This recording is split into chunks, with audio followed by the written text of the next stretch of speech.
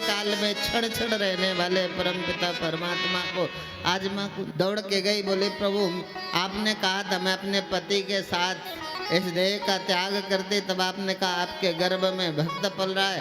आज ये भक्त लगता है जैसे इस भक्त को कोई नष्ट कर रहा है, मेरा गर्भ जल रहा है, मेरे गर्भ में पल रहे इस भगवत भक्त शिशु की रक्षा करो। भगवान ने सुदर्शन चक्र को आदेश दिया, उत्तरा के गर्भ की रक्षा करते हुए जब उत्तरा के घर में पुत्र का जन्म हुआ, उस पुत्र का नाम परीक्षित रखा गया। अब फिर कहा मांग लो, सबको मांगने के लिए कहा।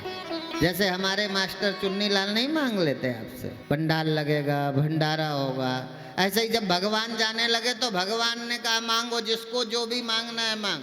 सबने मांगा, पर जब माँ कुंती की बारी आई तो कहती विविधा संतु न सस्व। बोले बुआ जी आपने तो मांगा ही नहीं, आप भी तो कुछ मांग लो। बोले नहीं, मुझे मांगना है तो यदि मुझे दोगे, पहले वचन दो, मैं जो मांगूंगी मुझे देना पड़ेगा। बोले हाँ देंगे।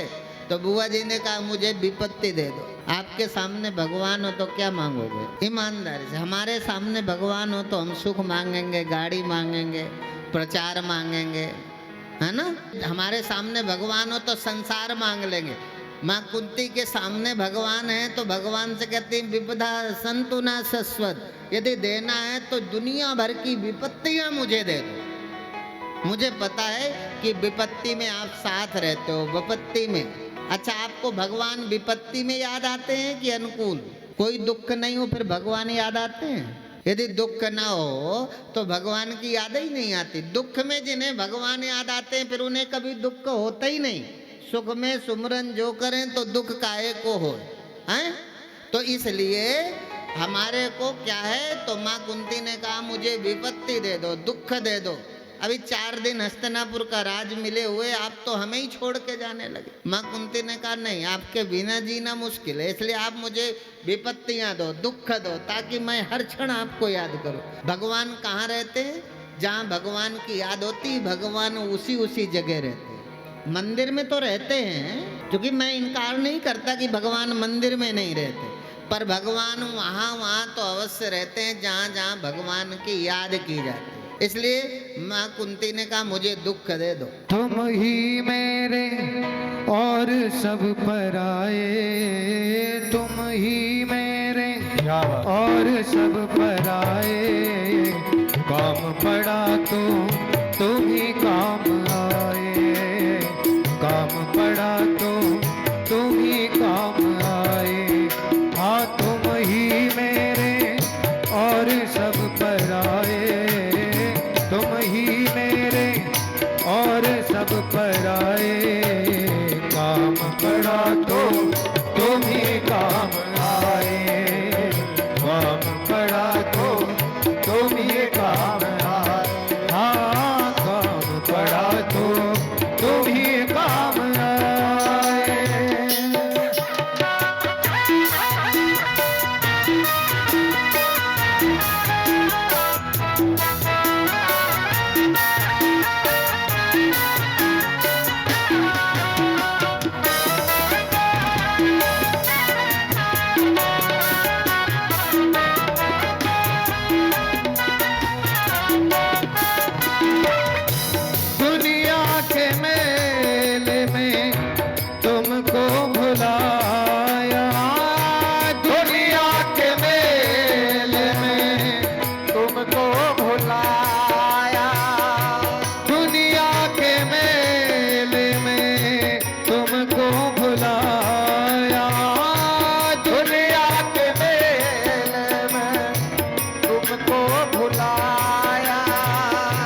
कभी नाम तेरा जुबां पे न आया, कभी नाम तेरा जुबां पे न आया, फिर भी पुकार सुन के दौड़े आए, फिर भी पुकारे सुन के दौड़े आए।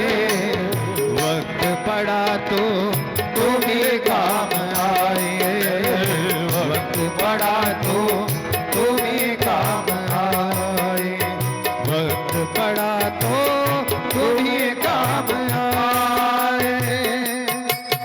राधा रमण जय जय राधा रमण,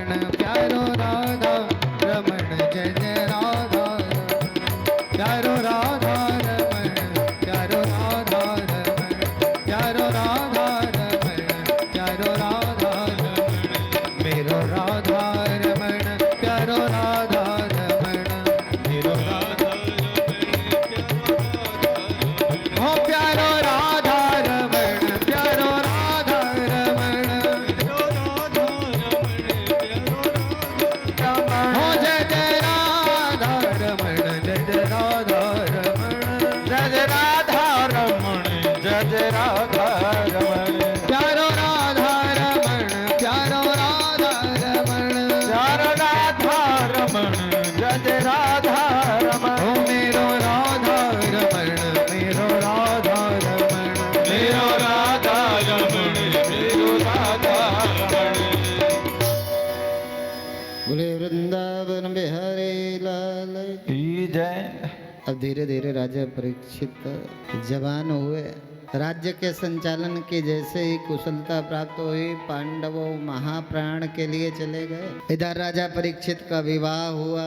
विवाह से राजा परीक्षित के गृहस्थ जीवन में जन्मेजय आदि 4 पुत्रों का जन्म हुआ। राजा परीक्षित दिग्विजय के लिए जब निकले तो रास्ते में देखा कि कोई एक म्लेच्छ वेश धारण किए गाय को पैरों से मार रहा है और बैल को डंडे से पीट रहा है। बैल 3 टांगों पर खड़ा है, एक टांग भी नहीं है। यह धर्म कृता स्थानम सोच कस्यापि तद्भवेत्।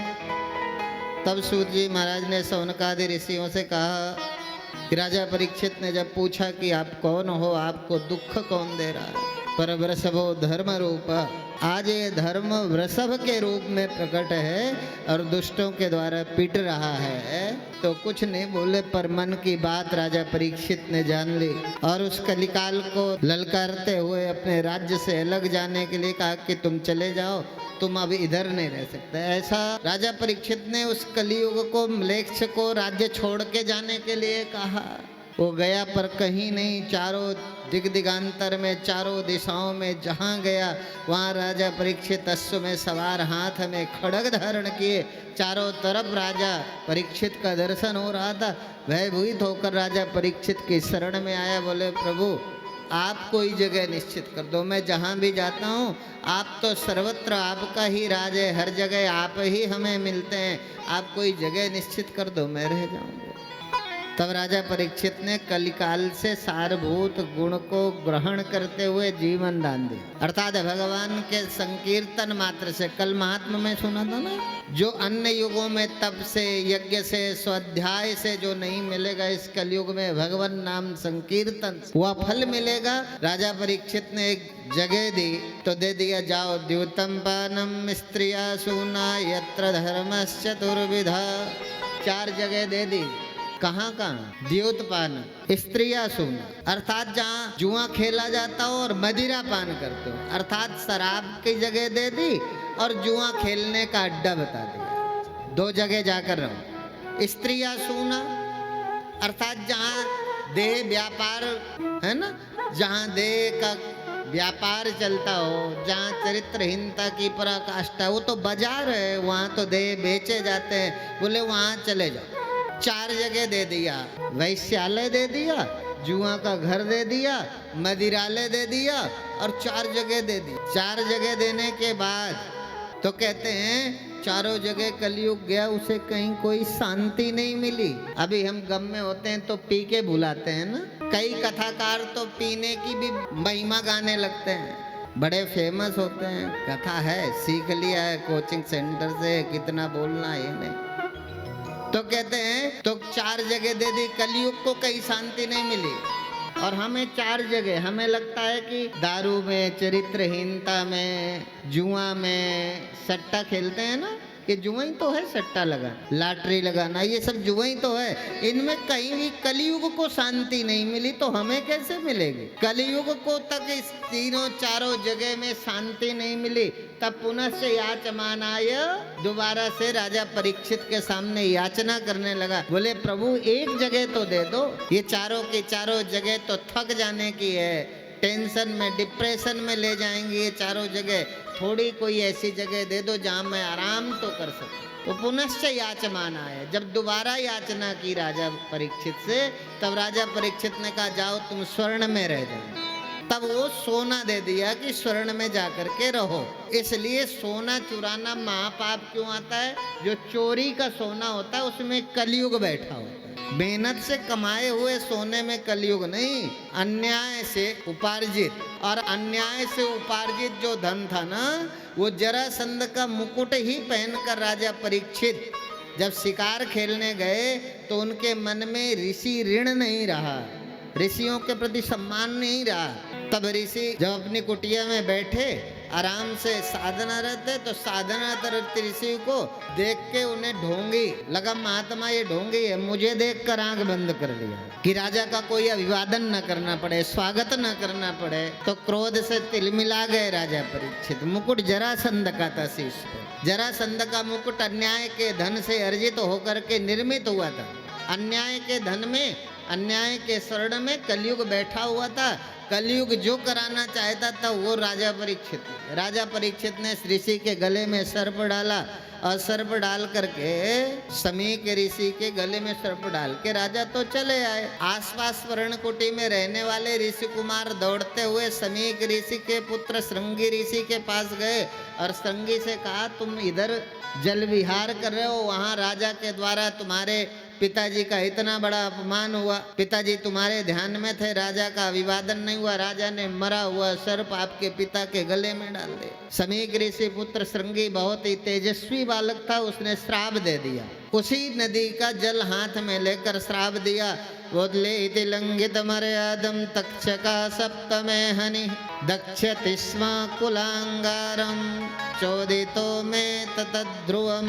बोले जिस तरह से तूने मेरे पिता के गले में मरा हुआ सर्प डालकर अपने को गौरवान्वित मानता है, ठीक आज से 7वें दिन तक्षक डसेगा और तेरी मौत हो जाए। और बालक नदी से निकला दौड़ता हुआ श्रृंगी अपने पिता समीक के पास आते हैं। समीक के गले में पड़ा हुआ सर्प निकाला और जैसे पिता को अपमानित देखा, अपमान सहन नहीं हुआ, श्रृंगी रुदन करने लगे। रोते हुए बालक की आवाज सुनी तो श्रमीक ऋषि की आंख खुली और बोले, वत्स कस्मादि रोदिषु, बेटा तुम रो क्यों रहे हो? बोले पिताजी ऐसे ऐसे आपका अपमान हुआ, अपापेशु स्वभृत्येषु। बोले आपका अपमान हुआ? तो बोले क्या हो गया? मैंने राजा का अभिवादन नहीं किया, यदि थोड़ा सा हो गया। बोले पिताजी उस राजा को मैंने दंड दे दिया, 7वें दिन तक्षक डसेगा। अब समीक ऋषि को लगा ऐसा धर्मात्मा राजा, इसको श्राप मेरे पुत्र ने दे दिया, राजा के बिना ये समाज उद्दंड हो जाएगा। तब वो भगवान पुंडरीकाक्ष से प्रार्थना करने लगे, अपने बालक के लिए क्षमा मांगते। वो कहते हैं अपापेषु स्ववृत्तेषु बालेना पक्व बुद्धिना पापम कृतम तद भगवन् सर्वात्मा क्षन्तुमर्हति। भगवान से प्रार्थना करने लगे, मेरा बालक परिपक्व ऐसे धर्मात्मा राजा को श्राप दे दिया।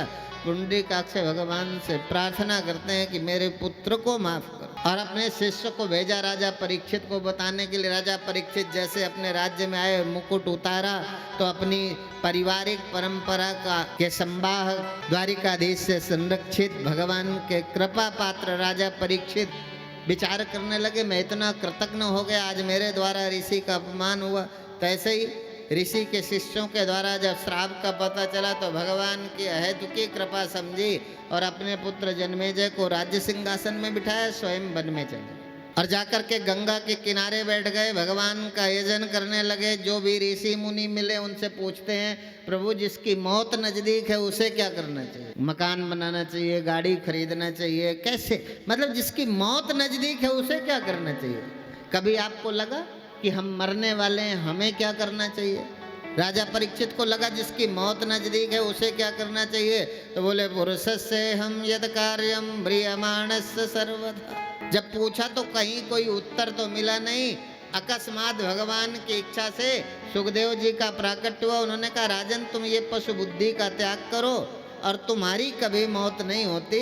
उनको उपदेश करते हुए भगवान ने, यही तो चतुश्लोकी भागवत है। चतुश्लोकी भागवत क्या है? बोले अहमेवा समेवाग्रे नानयत सत सत परम पश्चादहम यदेतश्च यो वशिष्येत सोऽस्म्यहम्। अर्थात जो संसार से पहले है उस परमात्मा को, जो संसार के पहले था, संसार के साथ है, संसार के बाद जो शेष बचेगा, बिना उस सत्य को जाने हमारी मुक्ति नहीं हो सकती। हम मृत्यु से पार नहीं जा सकते। इसी क्रम के सृष्टि वर्णन का विस्तार करते हुए भगवान ने यही तो कहा, हिरण्याकश्यप और हिरण्याक्ष के जन्म का, ऋषि कश्यप और दिति के घर में एक माँ से देवता पैदा हुए, एक माँ से राक्षसों की उत्पत्ति हुई। पिता एक है, माँ दो हैं, दो पत्नी हैं ऋषि का, एक से राक्षस एक से देवता। राक्षस जिनसे पैदा हुए उनके आचरण की अपवित्रता का दर्शन कराते हैं भगवान वेद व्यास। वो अग्निहोत्र का समय है, संध्या काल है, उस समय अदिति पीछे पड़ गई, पुत्र की कामना से पति को मजबूर किया अग्निहोत्र के समय, तो उनके जो गर्भ में हुआ, इसलिए तो कहा चत्वारिमानि कर्माणि संध्यायां परिवर्जयेत्, आहारं मैथुनं निद्रां स्वाध्याय च चतुर्धकम्। अग्निहोत्र संध्या के समय 4 काम नहीं करना, चत्वारिमानि कर्माणि, आहार भोजन नहीं करना, मैथुन सृष्टि की उत्पत्ति नहीं अर्थात पत्नी से नहीं मिलना, स्वाध्याय पढ़ाई नहीं करना, अर्थात वो जो संध्या का समय है वो भगवान की याद करने की वेला है, वो पढ़ने की नहीं है, वो काम करने की वेला नहीं है, वो वेला है भगवान के याद करने। सारे दिन नहीं है भगवान की वेला, वो अग्निहोत्र का समय है, उसमें भगवान। और इसी क्रम में तो बताया, फिर भगवान जन्म लेते हैं, हिरण्याक्ष और हिरण्याकश्यप का भी उद्धार करते हैं। भगवान तो अकारण करुणा प्रणाल, वो तो दुष्टों का भी उद्धार करते हैं। इसी क्रम में मैथुनी सृष्टि के विस्तार के लिए यही तो कहा। तब कथा को आगे बढ़ाते हुए मैत्रेय जी कहते हैं कि स्वयंभू मनु एवं शत्रुपा ने ब्रह्मा जी के आज्ञानुसार सृष्टि की उत्पत्ति प्रारंभ की। सृष्टि की उत्पत्ति में 2 पुत्र हुए, प्रियव्रत और उत्तानपाद। उनके परिवार में 3 कन्याओं का जन्म हुआ, देवहूति, अकूति और प्रसूति। अकूति का रुचि के साथ, देवहूति का कर्दम के साथ और प्रसूति का दक्ष प्रजापति के साथ विवाह हुआ। और उनकी संतति का वर्णन करते हुए पर इधर जो है इसका विस्तार कल देखेंगे। इसी क्रम में तो अब सृष्टि का विस्तार हो तो ऋषि कर्दम के छाया पुत्र, ब्रह्मा के छाया पुत्र हैं ऋषि कर्दम। ऋषि कर्दम ने सोचा मेरे पिता ने सुंदर सृष्टि के निर्माण के लिए मुझे आज्ञा दी है, तो 100 वर्षों तक सरस्वत्याम तपस्ते पे सहस्त्राणाम समादस, 10,000 वर्षों तक इस बात पर भगवान का यजन करते रहे कि मेरे गृहस्थ जीवन से सुंदर संतानों का जन्म। आपको सुंदर संतान चाहिए ना, तो मुहूर्त में सृष्टि रचना करना। जिस मुहूर्त में कोई भगवान पैदा हुआ, जिस मुहूर्त में तुम्हें श्रवण कुमार अच्छे लगे हो, राम अच्छे लगे हो, उनका जन्म और मुहूर्त देखो। ऐसी पवित्र वेला में यदि आप संतान पैदा करने के लिए